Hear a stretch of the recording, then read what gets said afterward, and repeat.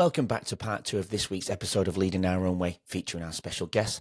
Now let's dive right back into the conversation and continue exploring their incredible journey. And I don't want that to come across the wrong way. This is just my opinion, obviously, and but I do feel like we're giving answers, and I don't mean like the answer to 2 + 2. I don't mean like that. Like life skills. I'm worried for the children not having life skills, and I have children come up to me saying, "What do I do now? What do you think?" My reply, and they tell me the answer more often than not. But there's something going wrong for them to not. But it's all of them, though. It's not just one off. It kills me, and I don't know. Do you feel the same about society? I'm sure it's not just children. The lack of connection in the world, I think, is an all-time low. Yeah. People can't look at you when they're walking down the street. They cross the street to avoid contact. Do you see the same thing? Do you have an opinion on that? It may not resonate with you at all. I don't know. What do you think? No, it deeply resonates, and I think we've come to becoming a generation and in a society that wants that instant gratification. Yeah. Because we feel like you put a reel out there and you will be a creator, and then there'll be brands running after you wanting to promote their stuff through you. We feel that we need any information, YouTube will have it. We feel that we have the right to this in every single moment. I'm feeling bored for like 5 seconds. Let me switch on something. Let me watch Netflix. And it's a challenge. I have 2 boys who are now 14 and 10. They're beautiful human beings. They're growing and on the path to wherever they want to be. But it sometimes breaks my heart because 3 minutes of getting bored, and they're like, "What do we do now?" Oh, I know. My 8-year-old. It's okay to get bored. It's okay to get bored. I mean, and these are stories that how do you explain it to them? Because they live in a society which has provided them with everything, and that's really hard. And the other thing that also, like, you go back to India, Andrew. I mean, in India there are businesses competing to get grocery to your house at the earliest, and the best they've done till now is about 7 minutes. So you order anything on the app, and 6 to 7 minutes is all it's going to take to come to your house from wherever they source it. And now the society is turning into like, we all need everything in 6 minutes. We need success in 6 minutes. We need fame in 6 minutes. We need happiness in 6 minutes. But that doesn't happen. Because the butterfly is going to take its own sweet time to struggle and then learn to fly. Yeah, I feel like we've replaced happiness with pleasure, and people confuse pleasure as happiness. Yeah. But pleasure is dopamine. So with the things you've just said, those quick hits, whereas our ancestors thousands of years ago would have built, their shelter for what would have been for the next few days before it got destroyed by the weather. But they would have got the same dopamine after working hard for hours with effort. Now we can get that same dopamine hit off a second of looking at a photo or getting 100 likes or whatever it may be. And I really struggle with that. I mean, obviously we've got foods and sugar and things like that give us that same hit. Same in sports here in Australia. I don't even notice they give lollies to kids at halftime to give them energy. Hold on, that's not energy. Correct. That's not ATP that's coming from the cells. That's just dopamine. Yeah. A dopamine hit that will last not very long. Not very long. And but then I feel like the crazy guy going, that's not going to produce ATP. That's not adenosine triphosphate. What the hell is that? Yeah. Do you know what I mean? Yes, I feel crazy. Yes, I do. Anyway, I don't know where I was going with that, but you see, you know what I mean. And obviously, happiness is serotonin, so it's long term. I'm happy now, but if my child upsets me, I'll get sad, or I might go into anger.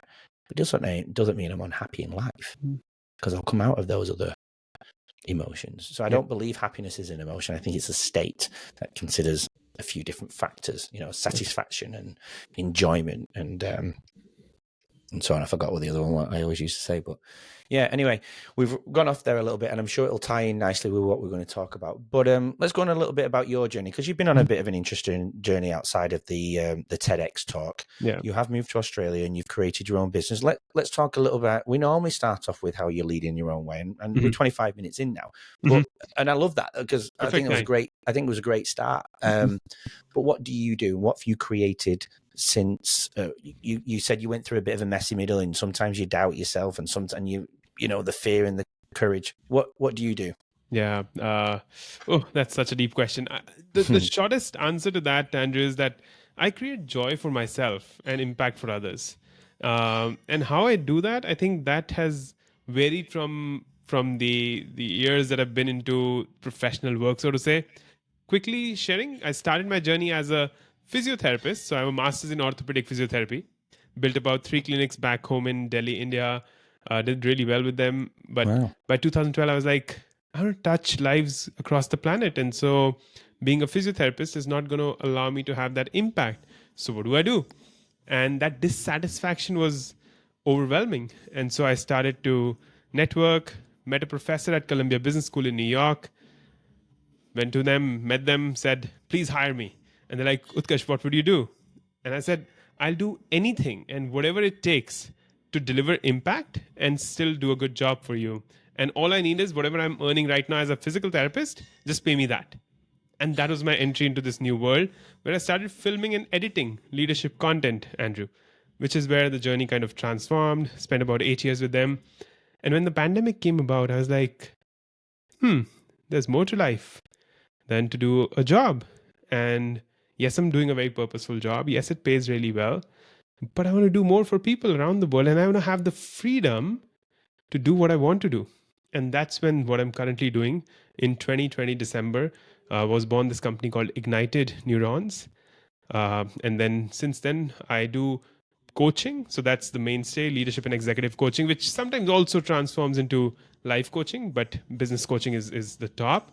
And then I also facilitate sessions for organizations to help them create more potential, more culture, more safety in their organizations, where people can unlock their mindset. So that's what I do right now, Andrew. So where did the word neurons come into play? And ignited, to be fair. Yes. Particular neurons as well. Yeah. No, I love that word. And the idea of it came from this big idea of growth mindset. When I heard that word growth mindset, and when I understood this idea of neuroplasticity, I was like, damn, this is amazing. My neurons can keep growing and they can keep making me do so many things and do whatever I want. I went from being a physiotherapist to a videographer to sales and operations to now I can be a coach. And so it's the neurons that keep igniting and keep allowing us to innovate, to ideate, to build connections. And that's where the name Ignited Neurons came about. And the idea here is that all of us have a beautiful spark within us. We're all born with that spark. We just need to ignite it. Because if we don't do that, then again, underservice to humanity and to our own lives. Love it. So where did the passion? I suppose we share the same. I'm guessing it sounds like we share the same passion for the brain. Yeah. Where did the passion for the brain come from for you? Yeah, I think it was through so as a physiotherapist, you learn a lot of physiology, understand the brain, how we had patients who had paralysis and who were quadriplegic, and so this fascination with like how massive and powerful is the capacity of the brain. I think that's where it started. And then when I was filming content for leadership, the professors at the business school, they were all speaking about the brain, the mindset, the science, the psychology, the human behavior, just understanding these limiting beliefs and these deeper truths that in a way define us. And I think that's where the fascination all started to connect in my neurons, and then the word emerged. Growth mindset, those two words have been thrown around quite a lot over the last I don't know, I've been in education 15 years or so, and it's definitely become quite a buzzword, hasn't it? Growth mindset. Do you think we embed growth mindset well in education?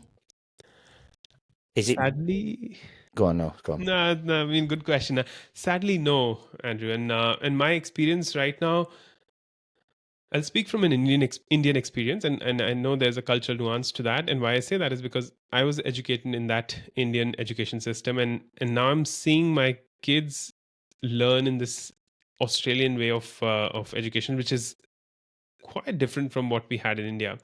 But I think ultimately what it boils down to is not just the education system, but how we lead in our own way as parents. Agree. Because we tell our kids that you're not capable of this. You'll not be able to do this. You failed this exam. What the hell is wrong with you? You cannot catch a ball. What's wrong with you? And we've all said these things unknowingly or knowingly. I'm not going to blame us as parents. And I'm saying, I'm talking about all of us. But what happens is that, here's an example. A child, when they're born, I'm assuming that no one is born knowing how to walk. They need to learn that skill. And if when I had children, they were when they were little babies, 7-8 months, they started to try and walk and fall, walk and fall. Never did I or my wife tell them that you're falling so many times, you don't know how to walk, you should not try it. Why don't you sit in the corner and just be there?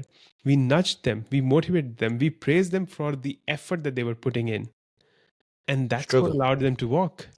And that's what the growth mindset is, that you are more looking at the effort, what they're putting into it, rather than just the outcome. And the most powerful word that I've tried to inculcate in myself and then also my kids is the word yet. Ah, it's funny you say this because I keep saying to kids everywhere, and I say, if I was your teacher, there'd be one word on this wall, nothing else. Not your work. You can put your work up if you want, but I'm not going to be displaying your work. You can put it up if you're proud of it, but there's going to be one word, yet. Beautiful. Honestly, I swear to you, I'm not lying to you. You could ask every kid in Geelong, right, that I teach, over 1,000 kids, there'll be a word yet. And I want this plastered all over the school. If I was a principal, it'd be just the word yet. Yeah. It's not, I love values. I'm not saying values shouldn't be there, but every school I go to has 4 or 5 different values. Yeah. And they're all beautiful. I get it. And it's a marketing thing. But we should put the word up yet, because I think children are losing their human skills because parents give them iPads, and I'm not saying I'm not guilty of it sometimes because I'm tired and drawn out and all that, blah blah blah. TV, go and have the TV for half an hour. But I think we're ahead of the time. We don't give ahead of the time's wrong. We don't give devices to our children. Yeah. And the peer pressure based on what you said before, friends having it at school, one's got a phone, and we're like, no, you don't need that. Anyway, oh God, I'm losing my track. But because I got excited. Yeah. But yeah, I think the power of yet. Yeah. Don't keep saying I can't. Just say I can't yet. Absolutely. It's that easy. That easy. I've not given a TEDx talk yet. I've not written a book yet. But who knows what'll happen? And this I was with a very senior mentor. He was about 82 at the age that I met him in New York. And I clearly remember having lunch with him. It was a very fancy restaurant. Like, it was those moments when I could not have afforded to be in that restaurant. So he was offering that lunch to me, and I did not even say that let me buy this lunch for you, because it was, I think at that time in 2014, it was about $170 or $80 for lunch for the two of us, and I was like, I don't have that kind of money. Where did you call us? I'm there now, mate. I'm still with you. We'll go and have a cup of coffee, and that's amazing. But he's sitting right across me, and he's like, Utkarsh, do you play the violin? I'm like, no, I don't. Okay, and he went quiet. I'm like, what the hell happened here? I mean, should I go and ask him something? Like, so and so, do you play the violin? I don't know. I've not tried it yet. I was like, what the hell? How do you come up with that kind of an answer? And then I was like, wow. And the other thing that he did, and I don't know where this story just came from. He actually, I think he led a big business presentation. He was a communication expert. And they gifted, to motivate people and to help them be present, they gifted a watch to each person. And the watch did not tell the time, but it said the time is now. Mm. The time to do anything, the time to change your life, the time to take that leap, the time to start that business, the time to go back to that job. The time to do is now. Do it. Mm. Fascinating. I like that. I'm going to use that one. A little gem that I always say to the kids is, they might not understand it. I try and explain it, and I say you will understand one day, but it's in the heads. And I say to them, your present self is currently your future self. Mm. So if you're saying you can't do it, then your future self is saying that you can't do it as well. But if you say you can do it now or you can't do it yet, then at least your future self has some form of chance. Yeah. But that happened today at school. One of the schools I worked at, actually, he was reluctant to do a subject. It was a creative subject, and I get it. Most boys don't want to do that, and I felt the same because I was a bit flustered with what I had to do too. But I wanted to see the power in himself. It wasn't so much about the subject he had to do; it's more about the power in himself. Because I always pull my book out as well, and I say I'm not a writer, but I've written a book because I'm not a writer. Yeah. I'm so far from a writer, and had no passion about writing, but I saw the power in it that it helped me recover and come from my journey. Going back to the growth mindset, though, that word does get thrown around education, and I see it being used. Do you think it's just being used because it's ticking a box and it sounds fancy, but we're not getting to the deep art of it? I think yes and no, because it's one of those words. Like authenticity, right? It's misused, it's abused, and it's overused, but it still is important. And I think I agree. And I totally agree. I just don't want it to be used in the wrong way. Yeah, I think that's a journey that each one of us need to take for ourselves, because authenticity, for example, or growth minds, for example, you got to define it for yourself and then spread the right word. It's an important concept. It is something that I think can transform lives if understood in the right way. And so, yes, today it's thrown up like everything, that we want to build an organization that has growth mindset. We want to build blah blah. But what does that mean? How do you show up? How do you react to feedback? How do you react to failure? How do you react to criticism? That all needs to be understood for you to be able to live and express that growth mindset. Yeah, because I think I remember from the pre-chat, you actually used the words of growth mindset to about how you master emotions. I thought that was quite powerful, and I never forgot that. A lot of food for thought, really. A lot to think about. So I'm going for a TED Talk.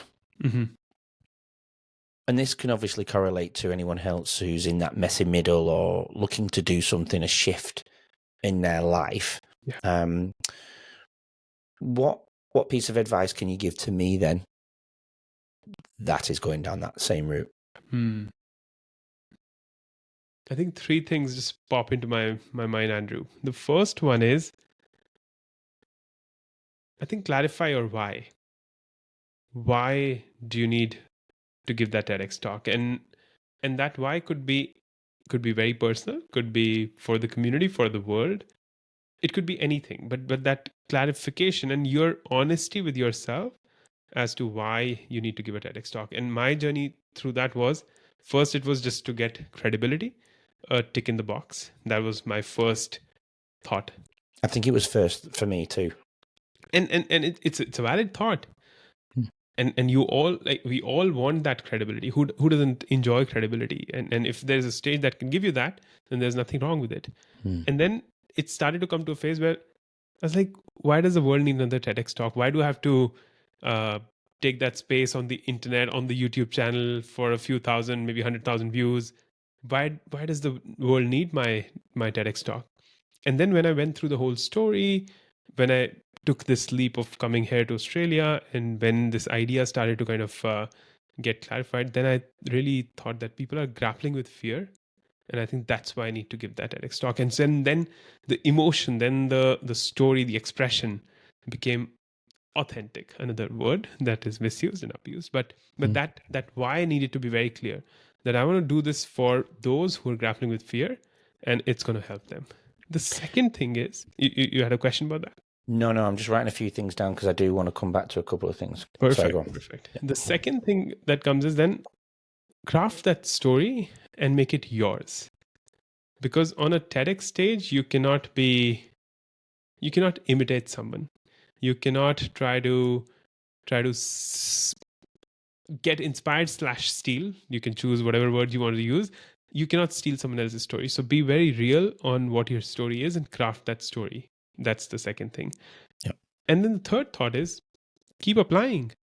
Find TEDx conversations happening in the community, in your area, just beyond that in the next 6 to 12 months, and keep sending emails to them, keep sending DMs to their Instagrams and LinkedIn's. If you're doing it for the right intention reason, there's nothing wrong with selling yourself. I think that's the most underrated skill, which I'm still grappling with. I find it really hard to say, oh, I'm a TEDx speaker, or I find it really hard to say, give testimonials on myself. And I post on LinkedIn also that I love getting testimonials because they give me validation and sense of achievement. But I hate sharing them because I feel like, Utkarsh, what the hell are you doing? You're just self-promotional. But if you don't do it, then someone else is going to do it who might not be even authentic. So to compete with the noise in the world, you've got to be able to do that for yourself. Yeah, I'm happy to apply as many times. That doesn't scare me. I think the why is the credibility was there at first, but I feel like I soon moved past it. After I started interviewing everyone, I've seen power in the comments and feedback that I get behind the podcast and people understanding my journey more and me opening up. People kept saying, you need to share your journey, not just keep sharing everybody else's journey. Let them see the author. And I've been a very open book, hence the book, How to Lead with Purpose, because I wanted people to see the human side of leadership, not just all these theories, because these theories, I don't believe, consider the individual emotions of each person the leaders are supposed to inspire. So if the leader's present, I needed to get present in order to be able to do this. So I worked on myself for 2 years before even publishing. I could have done it long ago, but I would have been doing it for the wrong reasons. So that's why I know I'm not doing this for the wrong reason. I'm doing it to share the journey of the podcast, but I'm doing it. I want to share the journey of workplace bullying. Make people aware that this is a real thing and show that journey. Like Karim came to, I don't know if you know who Karim Buktor is, one of the, Yes, I do. Yeah, with his stuttering and his journey, his weight loss, and then opening the businesses and losing the businesses and crawling up into a ball after his son was born and his wife found him. And it's just heartbreaking. Yeah. But look at where he's at now. Yeah. And I want to show the power in short storytelling. I want to show the power in my workplace bullying. And I know maybe there's another person who's done a TEDx talk on workplace bullying, but I want to put that twist of bringing in the brain, bringing in, I don't know, all of that stuff just mixed into one, the book. But again, I don't want to sell the book. I don't want to sell the podcast. I want to talk and share the journey and the power in it and where it's led to, if that makes sense.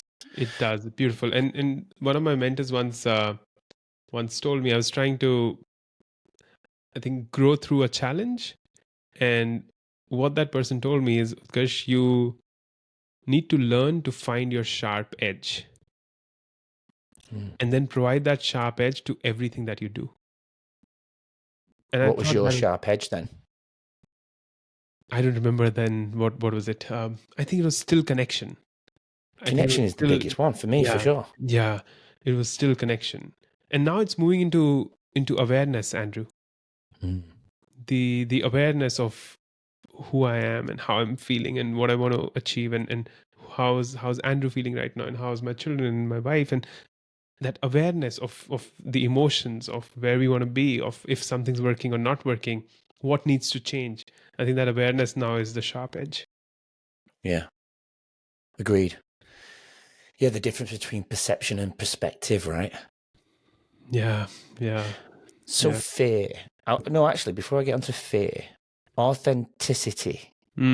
What would you say for anyone who is questioning that word? And it is another word that's been, like you mentioned before, is being thrown around. Yeah. If you were to define authenticity then? Join us tomorrow to hear more from today's incredible guests and learn valuable insights to help you lead your own way. Don't forget to subscribe. We'll see you then.